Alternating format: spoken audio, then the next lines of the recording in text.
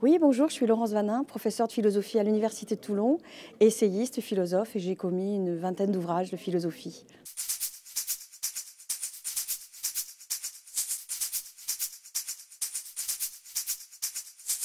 L'essence, je ne dirais pas, parce que l'essence, ça voudrait dire que la philosophie est la définition même de la liberté.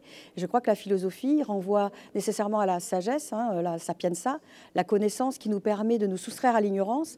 Et être instruit nous permet peut-être de réfléchir mieux et d'agir mieux, plus conformément en tout cas à ce que nous le souhaiterions, plutôt que d'être dominé par des doctrines ou par même des intégrismes particuliers.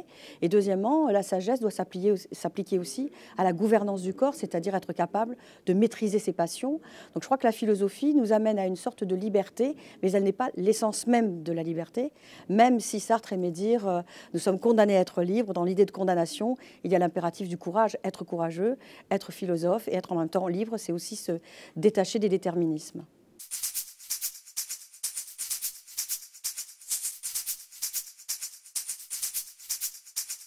Elle en a nécessairement un. Déjà, il faut avoir le courage de se soustraire au déterminisme, aux aléas de nos situations.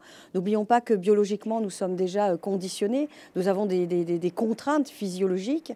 Mais en même temps, il faut pouvoir s'émanciper de tout ça. Il faut pouvoir aller de l'avant. Et être libre, c'est aussi être capable d'abnégation. Et étonnamment, la liberté correspond aussi à ce moment d'autonomie. Lorsqu'on a intégré toutes les contraintes et que malgré toutes ces contraintes, on a une sorte d'espace encore dans lequel on peut exercer la subjectivité qui est nôtre et laisser place à une singularité, ne pas être comme tous et en même temps se manifester par sa propre gouvernance au sein de l'être collectif.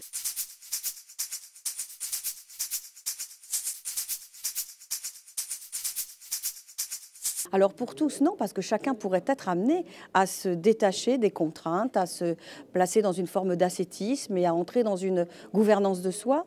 Mais comme nous sommes dans l'être collectif, il y a des lois, il y a des contraintes. Nous sommes quand même des êtres qui vivons tous ensemble. Et comme disait Emmanuel Kant, il faut savoir aussi s'occuper de la liberté d'autrui. Ma liberté s'arrête là où commence celle d'autrui et je dois respecter l'autre.